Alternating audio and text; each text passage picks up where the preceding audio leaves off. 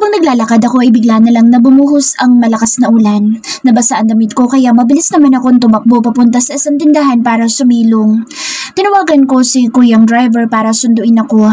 Naghintay ako sa kanya ng ilang segundo. Naku iha, basang-basa ka na. Papatayin ko na lang aircon baka kasi magkasakit ka. Sabi niya sa akin. Salamat po.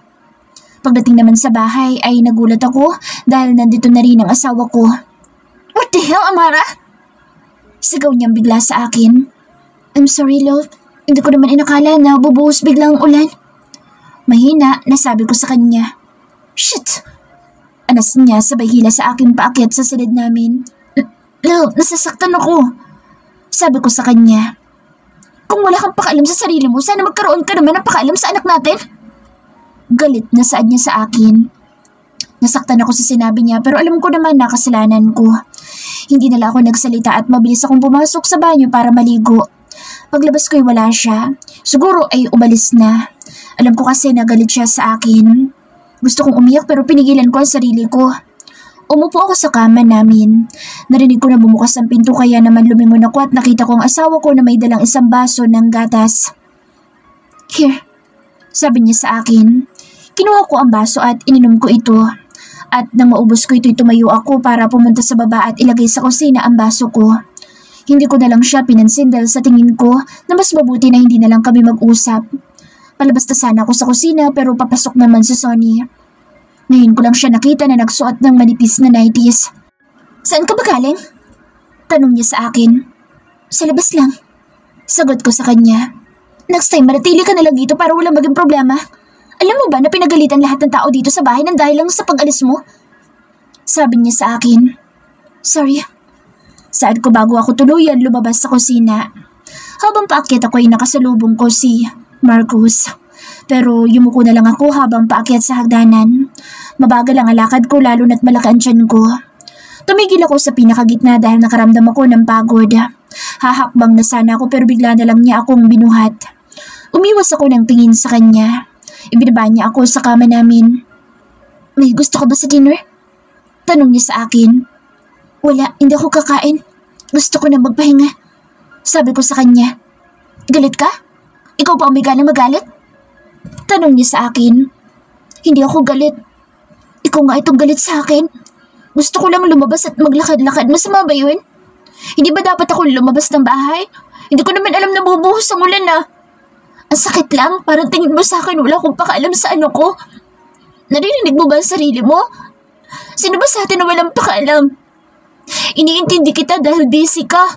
O baka nga may iba ka ng pinagkakaabalahan ngayon eh.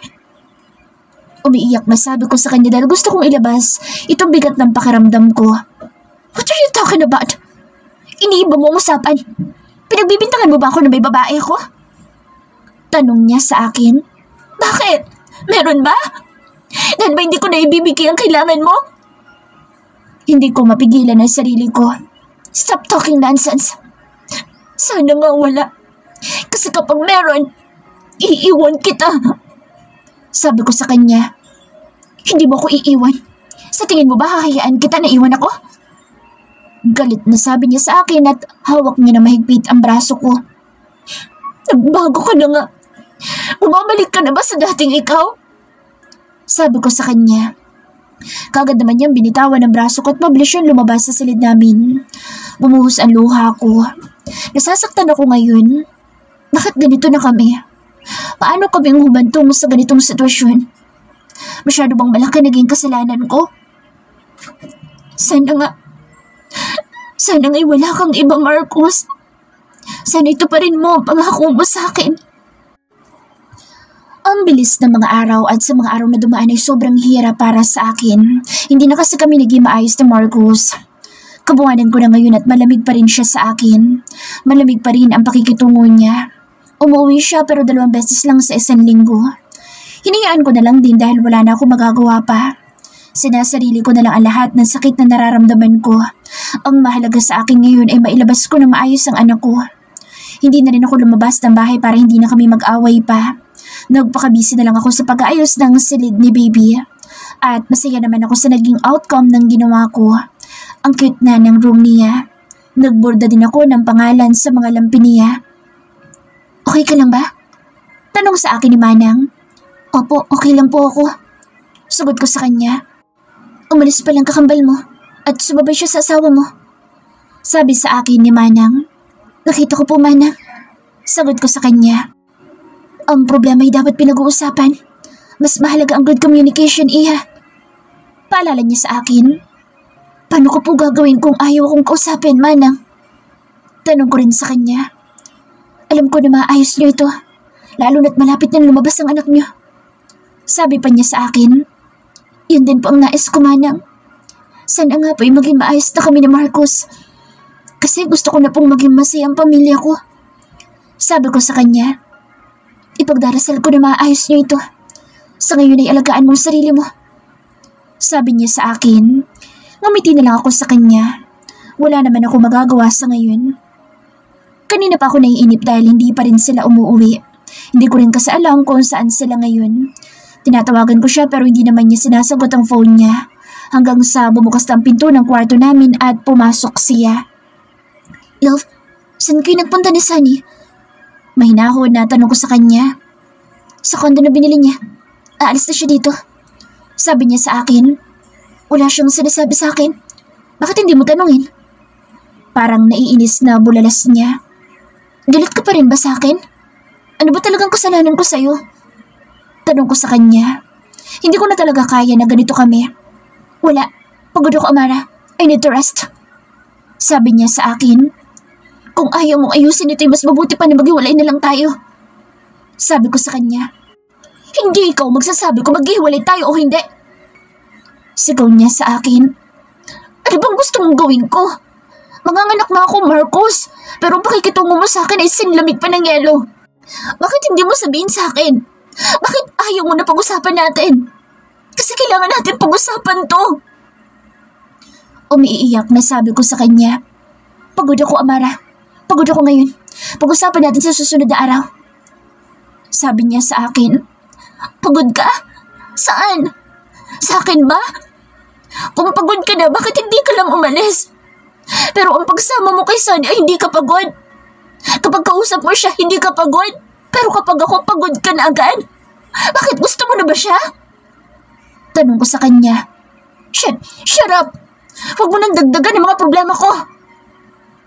Sigaw niya sa akin. So, problema pala ako? Problema pala kami ni baby?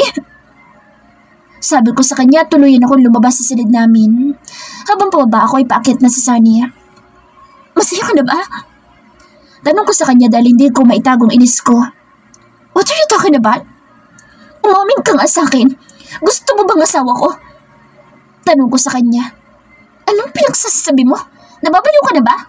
Nagpasama lang ako sa kanya. Huwag mo akong pagbintangan. Galit na sigaw niya sa akin. Hindi mo kailangan sumigaw. Mahinahon kitang kinakausap kaya huwag mo akong sigawan. Sabi ko sa kanya. Bakit hindi ako sisigaw? You're kissing me. Sabi niya sa akin. Hindi ko na siya pinansin dahil nakuha ko na ang sagot na gusto ko. Kahit na sumisigaw siya ay wala akong pakialam. Kahit na gabi na ay lumabas ako ng bahay. Balak kong pumunta kay Papa. Walang pumigil sa akin. Nasa kusina si Manang at wala ang driver. Nag-abang na lang ako ng taxi na masasakyan. Anak, anong ginagawa mo dito?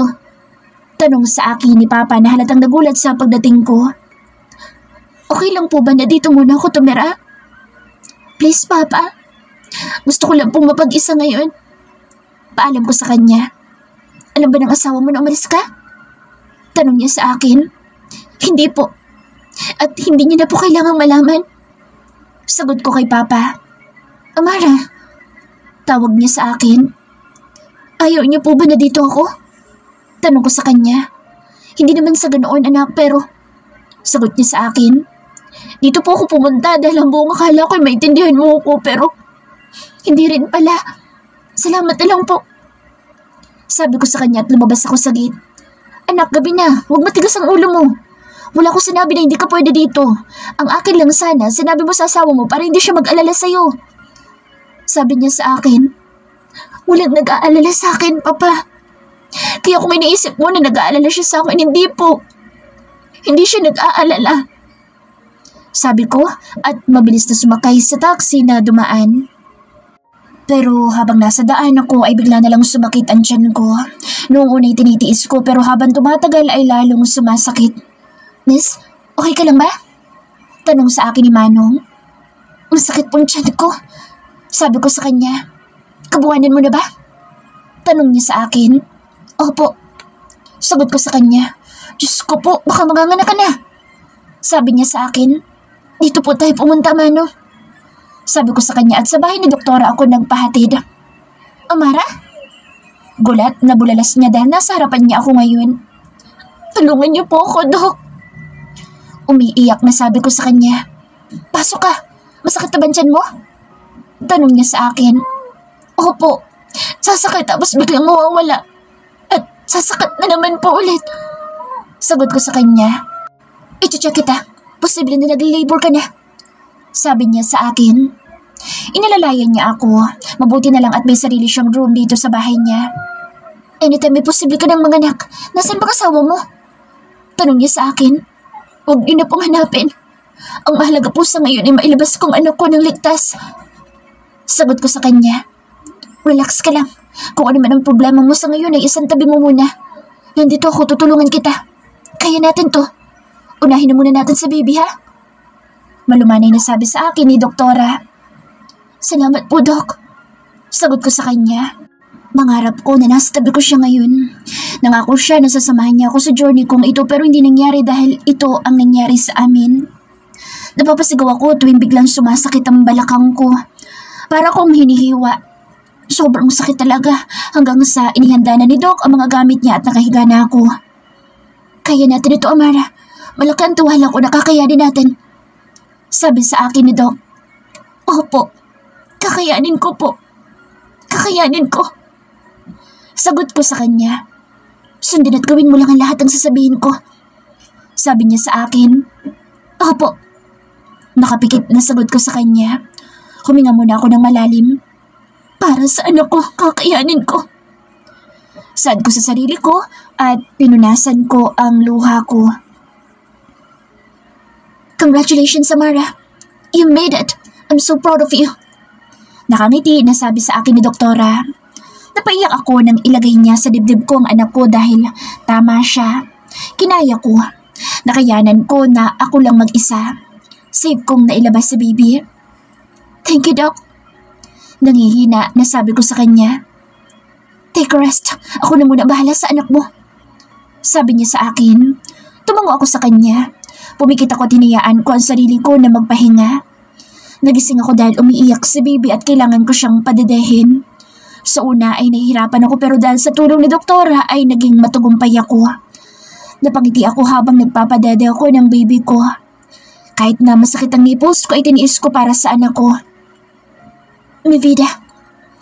Nawala ang magandang ngiti ko nang marinig ko ang boses ni Marcus. Anong ginagawa mo? Pinapunta ko siya dito, Amara. Si doktora ang sumagot. Tumingin ako sa kanya. Hindi ko alam pero mukha siyang puyat.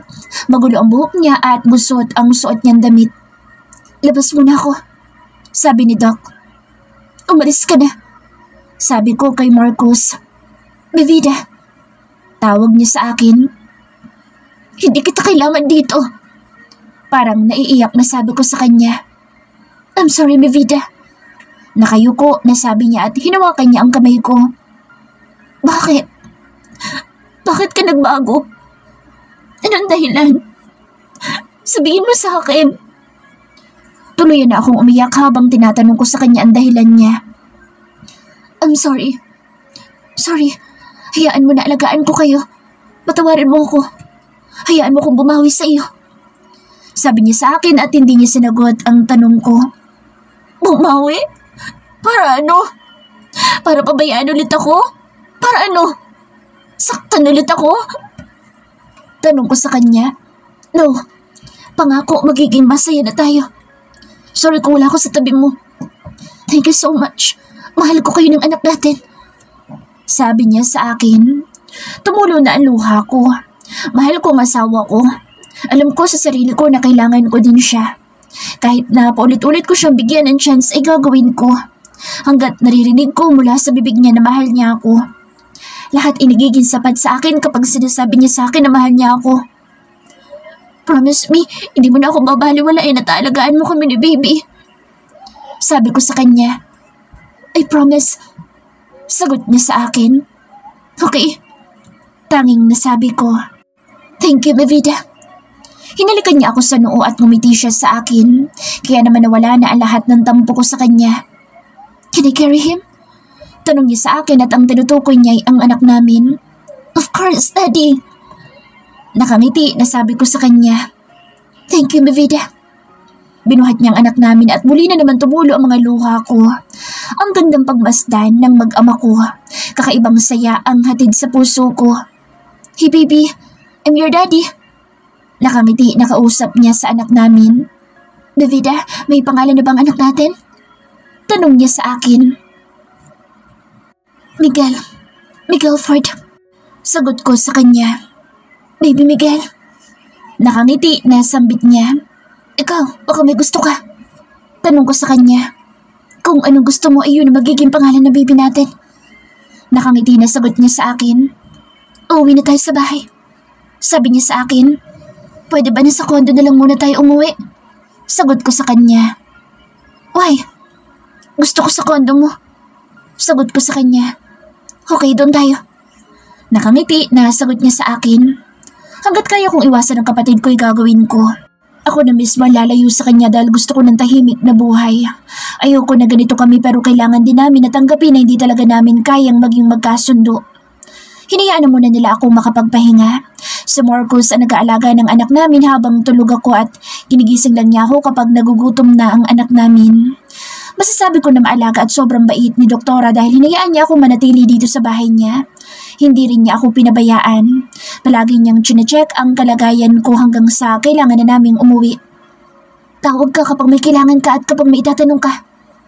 Nakangiti na sabi sa akin ni Doktora. Salamat po. Super thank you, Doc. Naiiyak na sabi ko sa kanya. Huwag ka nang umiyak. Naiiyak na rin ako sa'yo. Basta aalagaan mo sarili mo. Dwayne, alagaan mo sana mag-ina mo. Seryoso na sabi niya kay Marcos. I will, Doc. Thank you and I'm sorry. Sincere na sabi ng asawa ko kay Doc. Sapat na sa akin na alagaan mo mag-ina mo. Sabi sa kanya ni Doktora. Ngumiti naman ang asawa ko. Inayos niya ang upo ko sa likuran ng kotse. Ibinigay naman sa akin ni Doktora si Baby Miguel. Nang maging komportable na ako ay nagpaalam na kami na aalis na. Habang nasa biyahe kami, hindi maalis-alis sa labi ko ang ngiti. Habang pinagmamasdan ko kasi ang anak ko ay sobrang nagpapasalamat ako sa Panginoon dahil binigyan niya ako ng lakas. Hindi niya kami pinabayaan. Marami man na naging problema namin itong mga nakaraan ay masaya ako dahil buo na ulit kami ngayon. Surprise! Halos atakihin ako sa puso dahil pagpasok namin sa loob ng kondo ay nandito sila Manang at ang iba pa naming katulong. Ang gwapo ng baby! Sabi ni Venus. Oo nga, kabukang kamukha ni Dwayne. Sabi naman ni Manang. Mahal na mahal kasi ni Amara si Sir kaya naging kamukha ni Sir sa baby. Dagdag pa ni Venus. Narinig ko naman na tumawang asawa ko kaya naman napatingin kami sa kanya. Tumigil naman siya nang mapansin niya kami nakatingin sa kanya. Saan mo naman nalaman yan? Tanong naman ni Kuyang driver. Kasabihan niyo ng mga matatanda, Kuya. Sagot naman ni Venus. Naku, tama na yan. Kumain na muna tayo. Sabi ni Manang. Sa tingin mo, totoo ba sinabi ni Venus? Pabulong na tanong sa akin ni Marcos. Hindi ko alam. Sagot ko naman sa kanya. Ako alam ko. Nakangiti na sabi niya, tinalikan niya ako ng mabilis sa labi. Naging tahimik naman ako. Kumain na sila at ako naman ay pumasok muna sa silid namin dahil gusto kong magpahinga. Lalo na't masakit ang tahi ko. Hindi naman sila nagtagal dito at bumalik na sila sa bahay. Si Venus ang naiwan para may kasama ako kapag wala si Marcos. Buong gabi na puyat si Marcos dahil gising ang anak namin pero kinabukasan ay maaga pa din siyang pumasok sa office niya. May mahalaga daw kasi siyang meeting at uuwi na lang siya ng maaga. At tinupad naman niya ang sinabi niya na uuwi siya na maaga dahil lunch ay umuwi siya at hindi na siya pumasok sa trabaho. Mabilis lang na lumipas sa mga araw at ngayon ay magaling na ang tahi ko at nakakakilos na din ako ng maayos. Amara, punta lang ako sa grocery ha. Paalam sa akin ni Venus. Sige, ingat ka. Nakangiti na sabi ko sa kanya. Tawag ka kapag may kailangan ka o may pabibili ka. Nakangiti na sabi niya sa akin. Sige, salamat. Nakangiti na sabi ko sa kanya. Nang lumabas siya ay kaagad ko nilapitan ng anak ko dahil umiyak ito. Bakit umiiyak ang baby Miguel ko? Nakangiti na tanong ko sa anak ko. Napangiti naman ako dahil bigla na lang siyang tumigil sa pag-iyak. Gusto lang palang magpakarga ang baby Miguel ko. I love you anak. Mahal na mahal ka ni mommy. Kausap ko sa kanya. Napaiyak naman ako dahil bigla na lang siyang ngumiti. Sa susunod na araw ay isang buwan na siya at sobrang bilis lang talaga ng mga araw. Hiyang din siya sa gatas ko dahil ang bigat at ang lusog niya. Kaya naman palagi siyang pinanggigigilan ni Marcus. Nilaro ko siya at lalo ako natuwa dahil panay ang ngiti niya sa akin. May narinig ako na nag-doorbell kaya naman naglakad ako papunta sa may pintuan. Pagbukas ko ay bumungad sa akin si Sonny. What are you doing here? Tanong ko sa kanya. I'm here to apologize. Sorry, Amara. Sabi niya sa akin. Bakit ka nagsasorry? May ginawa ka bang kasalanan? Tanong ko sa kanya. Sorry sa mga sinabi ko at sa naging attitude ko sa'yo. Alam ko na nasasaktan kita. Sorry dahil immature ako. Patawarin mo ako. Ba't na tayo tumuwi ka na sa bahay? Ang lungkot mag-isa. Mas gusto ko pa rin nakasama kita kasi diba sabi natin mabawi tayo sa isa't isa. Umiiyak na sabi niya sa akin.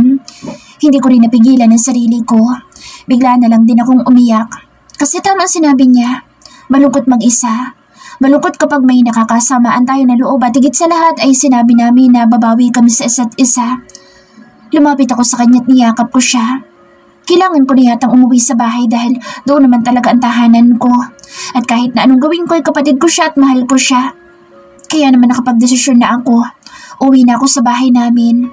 Magsasama kami ng kapatid ko at magsisimula ulit. Lalo na ngayon na may anak na ako at nakikita ko na masaya din siya para sa akin. Kailangan ko lang alisin ang mga negatibong pumapasok sa isipan ko. Sigurado ka ba na gusto mo nang umuwi? Tanong sa akin ni Marcus. Opo, nag-usap na kami ni Sonny at okay na kami. Sagot ko sa kanya. Okay, pero kung akong tatanungin mo, mas gusto ko na hindi natin siya kasama. Sabi niya sa akin. Alam ko naging sanhi siya ng away natin pero dahil din may mali ako. Dahil sa nagduda ko sa iyo at pinagdudahan ko ang kapatid ko. Sorry love, alam ko na ako may kasalanan. Sabi ko sa kanya. Wala kang kasalanan, mi vida. I love you always. Ikaw lang ang mahal ko. Kayo ni Baby Miguel, ang buhay ko. Sabi niya sa akin. Mahal din kita, Marcos. Sabi ko sa kanya. Siniil niya ako ng isang mapusok na halik. Napangiti na lang kami sa isa't isa na maghiwalay ang labi namin. Gusto kong maging masaya at maging maayos ang lahat sa buhay ko. Nangako ako na alagaan ko ang bahay na iniwan sa akin ng parents namin kaya kailangan ko nang umuwi. Tinulungan ako ni Venus na mag-ayos ng mga gamit. Pagkatapos ay bumiyahe na kami pauwi ng bahay. Ang gaan ng pakiramdam ko at pinapanatili ko na maging positibo. Kahit na may mga pumapasok na negative sa isipan ko. Nilalabanan ko dahil alam ko na mali. Dahil kailangan ko maging positive lalo na't uuwi na ako. Are you okay, mi vida? Tanong sa akin ni Marcus.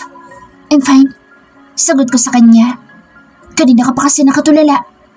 Sabi niya sa akin. I'm fine. May iniisip lang ako pero hindi naman mahalaga. Nakangiti na sabi ko sa kanya. Okay, pero kung may problema kayo sabihin mo sa akin. Sabi niya sa akin. Opo, love. Nakangiti na sabi ko sa kanya. Nilaro ko na lang ang anak namin. Itinao namin na 1 month the baby ang paglipat namin. Kaya naman may pakulo si Sonia at talagang masaya ako dahil nag-effort siya para sa pamangkin niya. Welcome home, Baby Miguel! Mommy, Tita loves you so much. Masayang sabi ni Sonia at kinarga niya ang pamangkin niya. Masaya ako na umuwi ka na dito, Iya. Nakangiti na sabi sa akin ni Manang. Ako din po. Sagot ko sa kanya. Bilis talagang lumaki ni Baby Miguel. Ang laki niyang bata para sa isang buwan. Sabi ni Manang at tama siya. Mataba si Miguel at para siyang 3 buwan na baby. Malakas po kasi siyang dumede. Sagot ko sa kanya.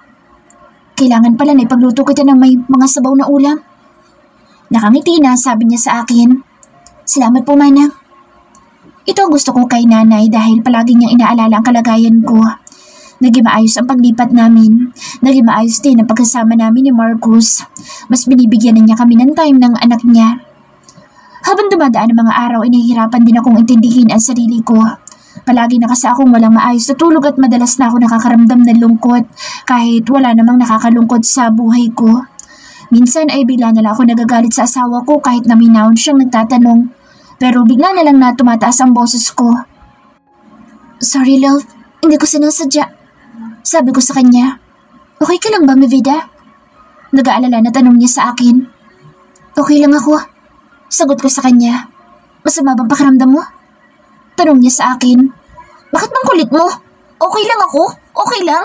Hindi masama ang pakiramdam ko. Naiinis na sabi ko sa kanya at mabilis akong lumabas sa silid namin. Pumunta ako sa paint room ko. Doon ko binuhos ang lahat ng inis ko. Hindi ko alam kung maganda ba ang ipinipaint ko pero patuloy lang ako sa ginagawa ko hanggang sa hindi ko na namalayan ng oras. Sis, kakain na tayo. Tawag sa akin ni Sonny. Hindi ako nagugutom. Sagot ko sa kanya. Sige, kami na lang ang kakain ni Marcos. Sabi niya sa akin.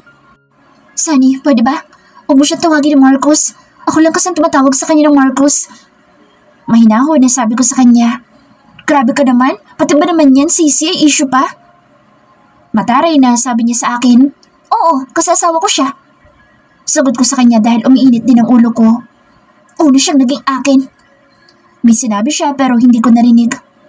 Ano sabi mo? Tanong ko sa kanya. Sabi ko kung ayaw mo, di wag. Galit na sabi niya at mabilis siyang lumabas. Napabuntong hininga na lang ako hanggang sa pumasok din si Marcos para yayain akong kumain. Sa inis ko ay sumabay na ako sa kanila. Nauna ako natapos kaya umakyat na ako sa silid namin. Mi vida, gusto mo bang pumunta tayo sa kaibigan kong doktor? Tanong niya sa akin. Bakit naman tayo pupunta doon? Wala naman ako sakit. Naiinis na tanong ko sa kanya. Mi vida, wala namang masama kung pupunta tayo.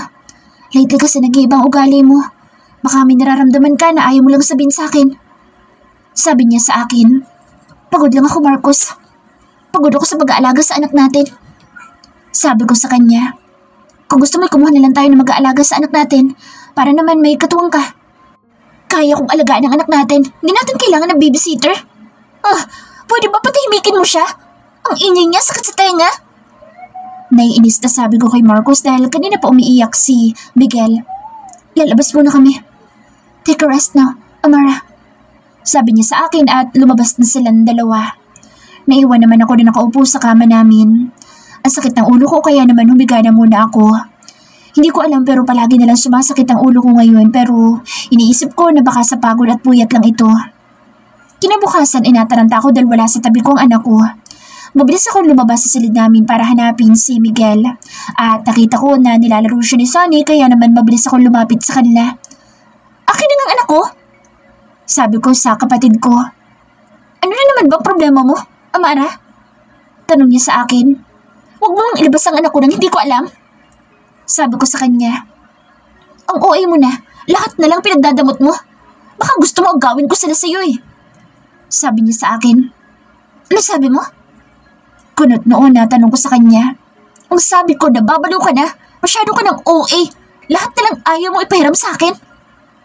Sigaw niya sa akin pero may biglang pumukaw sa atensyon ko. Sino ka ba talaga, Sunny? Kapatid mo talaga kita? Tanong ko sa kanya. Anong klaseng tanong naman yan? Tanong niya sa akin. Anong ibig sabihin nito? Sigaw ko sa kanya sabay dampot ng phone niya sa mesa. Ano?